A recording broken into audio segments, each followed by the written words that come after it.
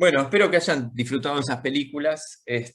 La Organización Científica del Trabajo se produce, impacta, les contaba hace un ratito, en el sistema educativo a partir de, si ustedes lo ven, lo van a ver en el texto de Tomás Tadeu, que tienen como bibliografía obligatoria. El texto de Tomás Tadeu atraviesa todas las unidades, es como un ordenador o un organizador de diferentes temas y sirve casi como una hoja de ruta conceptual. Es muy interesante los cuadernos de identidad de Tomás Tadeu.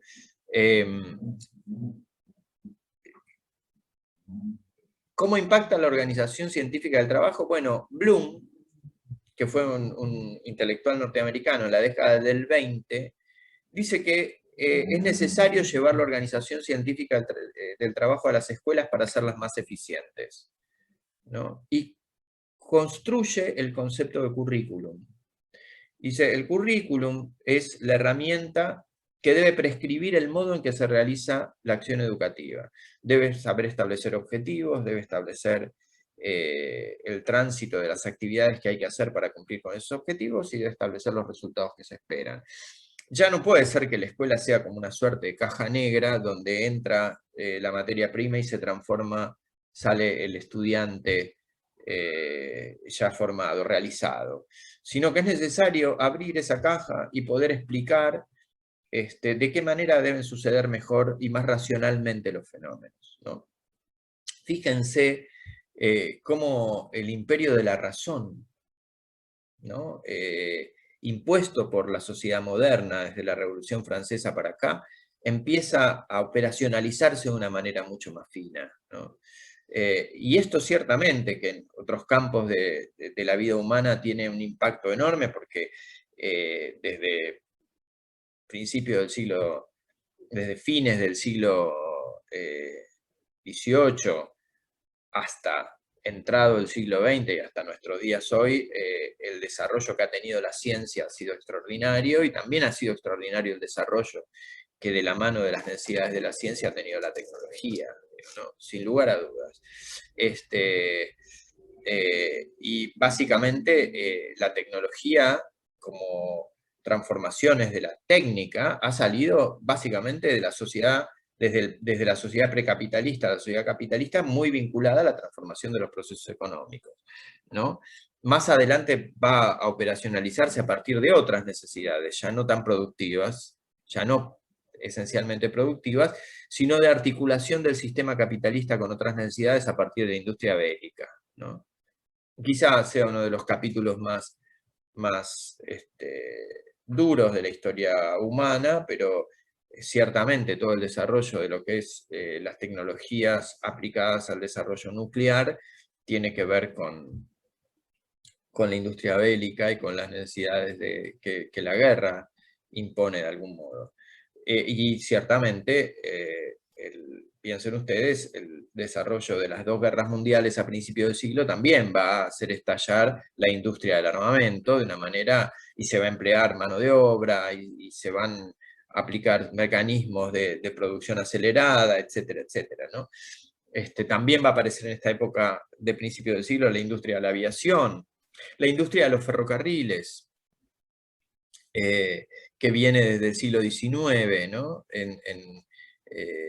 Fines del siglo XIX, con el tendido de los ferrocarriles y la apertura de nuevas vías de comunicación que sean más ágiles y más rápidas, que puedan conectar el mundo de otro modo, ¿no?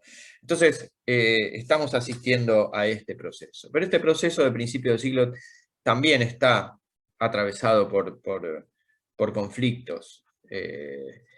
Pero producto de este mercado autorregulado que está cada vez siendo más observado por los estados y con mayor preocupación, porque los estados también se encuentran en situación donde tienen que enfrentar conflictividad social producto de las distorsiones del mercado, empiezan a aparecer las primeras regulaciones sociales, ¿no? Estas primeras regulaciones sociales están determinadas básicamente que atienden a la necesidad de la reproducción de la mano de obra, de la reproducción de la fuerza de trabajo.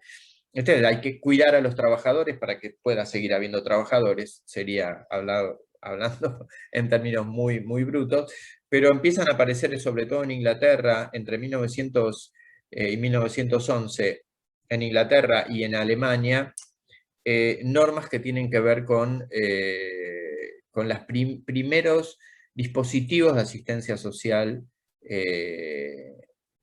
propuestos por el Estado, ¿no? Entonces hay ahí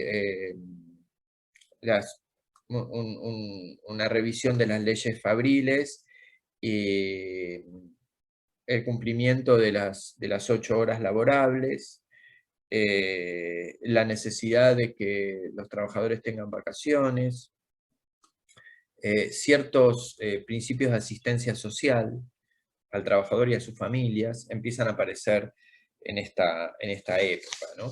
Y va a ser recién, yo les contaba hace un ratito, a partir del relato de Coriat, de la crisis del 30, en los Estados Unidos, de esta depresión que se produce por una crisis financiera, de estas que suele tener el capitalismo, en el cual hay una distorsión entre el crédito. Ustedes piensen que esto el Estado lo regulaba justamente los bancos, que eran las bancas privadas, y se generan una serie de distorsiones en términos de créditos que de golpe no se pueden pagar, y hay enorme cantidad de empresas y de comercios que entran en situación de quiebra porque deja de haber circulación de dinero. De golpe los circuitos financieros se detienen, porque no, deja de haber respaldo, porque cualquier crisis de producción genera que en algún momento la burbuja financiera, como la primera gran burbuja financiera que explota, deje de circular, y esto hace también que haya bancos que entran en crisis. Y hay una recomposición de los sectores de poder en términos de adquisición de activos financieros a bajo costo. Esto es la crisis del 30. Digo, para contar, esto era la Gran Depresión, la gente se suicida, hay gente que pasa de la riqueza a la pobreza. Sí, pero la gente son las clases sociales. O si ustedes sostienen la idea de Durkheim, hay sectores sociales. Los sectores juegan intereses activos, ¿no? Entonces, hay que ver cómo se comportaron aquí los sectores de poder, los sectores dominantes, y cómo esos sectores, de la mano del poder del Estado, reacomodaron su situación, rearticularon sus activos económicos. Varios de ellos compraron bancos a bajo costo, entre ellos descendientes de la familia de Bush, que dio 2 presidentes, los 2 Bush que fueron presidentes de los Estados Unidos, sus antepasados, participaron de esta crisis del 30 en ese juego financiero de adquisiciones de activos a bajo costo. Porque digo, había bancos que sucumbían porque no tenían forma de responder al dinero que ellos habían prestado, no tenían forma de recuperar el dinero que habían prestado para sostener el sistema de créditos interbancarios, y entraban en crisis. Entonces, los bancos más poderosos, que pertenecían a familias poderosas, se hicieron de estos activos y los fundieron. Pero esta no fue una operatoria de creación de oportunidades, fue una operatoria política para hacer eso. De la mano de esa operatoria política se produjo una crisis social extraordinaria, porque como suele ocurrir siempre, cuando el problema se da en los sectores de poder económico, lo que pasa abajo no importa. O sea, lo que nos pasa a nosotros, como parte de la sociedad civil, bueno, diría Durkheim, en cualquier momento vamos a restablecer el equilibrio, ¿no? En este caso, el equilibrio costó que la gente se resistiera a caer en la anomia. Entonces, se produce esta enorme, vamos a hacerlo desde Durkheim, esta enorme desfasaje de la solidaridad mecánica, y hay gente que termina en la bancarrota, algunos terminan suicidándose. Pero lo real es que lo que hay que ver desde el punto de vista de las clases es los que padecen esto son las clases trabajadoras y el proletariado y las capas medias que forman parte de las clases trabajadoras respecto de los sectores de poder. Entonces, los sectores de poder hacen su juego financiero mientras los comerciantes cierran sus negocios, ¿no? Las familias se quedan sin trabajo, muchos pasan de ser ricos a ser pobres, que son los que no tienen el sustento del poder dominante, ¿no?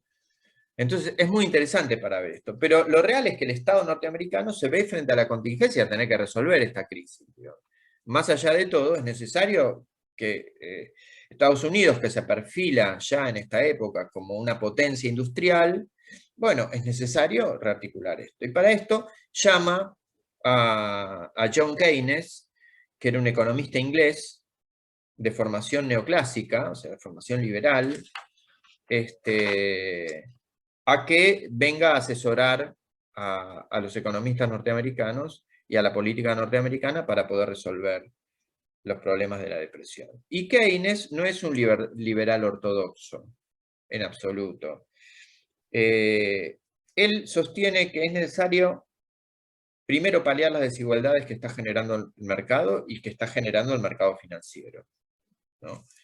Entonces, no hay un problema real de producción, lo que hay es un problema real de o sea, la sociedad, si no Estados Unidos no hubiese podido participar de las guerras, y no hubiese podido participar de la manera que participó. El problema no era del sistema productivo, el problema era del sistema financiero, de la circulación de capital. El problema era que se estaban reacomodando los procesos de acumulación de capital. Ahora, como bien decía Coria, este sistema nuevo de acumulación de capital iba a requerir de otro Estado.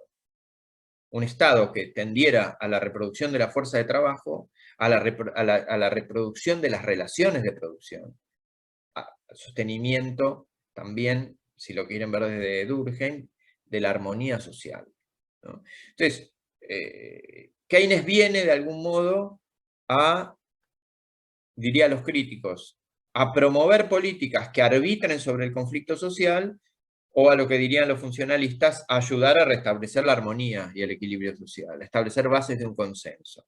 Y para establecer las bases de estas políticas, establece dos instituciones. El Seguro Social, que existe hasta hoy en Estados Unidos, que ningún gobierno liberal ha derogado, el Seguro Social. Y uno quiere entrar en los Estados Unidos como inmigrante y lo primero que tiene que hacer es sacar el seguro social. Tiene que tener el carnet de seguro social. No hay trabajo, sino. El seguro social que el trabajador aporta, ¿no? O sea, Estados Unidos es un régimen de prestaciones individuales, sistema privado, ¿no? Entonces, pero hay que tener el seguro social. Y la otra institución es el pleno empleo. Ahora, ¿cómo se sostiene el seguro social? No en términos de construcción, sino en términos de aplicación, por sostenimiento estatal, por el sostenimiento y provisión del Estado, ¿no? El Estado debe brindar ciertos servicios y ciertas asistencias necesarias a la población para evitar este desbarranque del que estamos presenciando. Entonces, el Seguro Social es una institución que de algún modo, y dicho muy rápidamente, se va a fortalecer en el sentido de un sistema de protecciones al trabajo que se va a extender primero a todos los trabajadores y después se va a extender a las familias de los trabajadores en términos de beneficios sociales. Y, por otro lado, va a aparecer la otra institución importante, que es el pleno empleo. ¿Y por qué el pleno empleo? Porque va a ser a través, si se incrementa la base laboral, si se incrementa el sistema de trabajo, el ingreso de impuestos y de recaudación estatal, la base impositiva, va a aumentar. No importa cuál sea el impuesto que haya. Cuanto más trabajo tengo, más van a poder pagar impuestos. Si hay más impuestos o menos impuestos, no es el problema, eso será una decisión política. Pero mientras haya más base de trabajo, va a haber más gente que pague impuestos, más recursos va a tener el Estado para poder hacer aplicativo el beneficio social, los servicios sociales, ¿no? Esto generó en Estados Unidos un enorme desarrollo de la industria. Enorme. ¿Por qué? Porque una parte importante de los créditos que provenían del trabajo era generar más trabajo. Era créditos al sector privado. De hecho, hoy Estados Unidos y algunos países europeos tienen sistemas de créditos a muy largos años, con muy baja tasa de interés, porque siguen sosteniendo que la preeminencia está en que ese sujeto trabaje. Mientras trabaja, paga el crédito. Y el crédito es una posibilidad de reproducción financiera del capital que está en cierto circuito bancario. Es más, muchos jóvenes en Estados Unidos, cuando entran en la actividad laboral o cuando constituyen una familia, piden un crédito a 30 años para su vivienda, sabiendo que por ahí no la terminan de pagar. O sea, es interesante porque el ciudadano norteamericano promedio vive su vida endeudado con alguna institución vinculada al Estado, aunque la institución no sea estatal. Entonces, la persona contrata el crédito, se compra su casa, paga ese crédito a 30 años, por ahí se jubila antes, por ahí tienen esa casa y los hijos son grandes, ingresan a la universidad, entonces ya migran para ingresar a la universidad, no necesariamente la hacen viviendo en la casa de los padres, entonces esos padres que tenían esa casa 30 años la venden, cancelan ese crédito, compran una casa más chica, y la vida se va desarrollando con una circulación económica en términos relativos. En otros contextos, es el Estado el que facilita esta provisión de servicios, ¿no? Y se va a producir de la mano, aquí se va a transformar el Estado, va a producirse este proceso extraordinario de transformación de este Estado, que era más un Estado policial o legislativo, se va a transformar en un Estado social, en un Estado de generación de derechohabientes, en la medida que los beneficios no solo alcanzan al trabajo, al trabajador, esos beneficios también van a alcanzar a las familias. Y se van a generar una cantidad extraordinaria de beneficios, desde la extensión de la salud pública, la extensión del sistema educativo público, vía la ampliación de los servicios de educación secundaria, aunque va a tardar muchos años y varias décadas en ser obligatoria, pero se van a ampliar porque ya la educación primaria rápidamente va a alcanzar niveles altos de asistencia y de egreso, lo cual va a presionar sobre la educación secundaria para la continuación de los estudios, y sobre todo esta idea de un Estado que al generar derechohabientes promueve la idea del ascenso social, la idea de que los sujetos pueden mejorar su calidad de vida en la medida en que progresen en el estudio y en el trabajo. Y esta va a ser la filosofía de la década del 40 en la Argentina con el peronismo, pero también va a ser la filosofía que van a tener que van a tener en general los países europeos, sobre todo después de la Segunda Guerra Mundial. En el Reino Unido se va a acuñar con el informe Beveridge por primera vez la frase welfare state, que es estado de bienestar, esta idea de un Estado que se apropia de recursos de la riqueza de su país para distribuirlos a toda la sociedad en beneficio de todos, ¿no? la idea de que un Estado debe ser funcional al beneficio de su gente, para que la gente viva con una buena calidad de vida, y alcance como la plenitud en su realización. Pueda mandar a sus hijos a la escuela, tenga atención médica, pueda tener trabajo y pueda crecer en el trabajo y tener cada vez mayores beneficios. Van a aparecer aquí las organizaciones sindicales, la distribución de obras sociales que el Estado va a canalizar a partir de las organizaciones sindicales. Va a extenderse esta idea de sindicatos que prestan servicios a partir de cuotapartes que los estados dan, porque no son los estados los que se van a ocupar directamente, como se ocupan de las escuelas y de los hospitales. Entonces las obras sociales van a tener una parte de la expansión de los servicios estatales, a través a veces de servicios de salud propia y otras veces, por ejemplo, a partir de la expansión de instalaciones vinculadas a la realización de las vacaciones de sus afiliados, ¿no?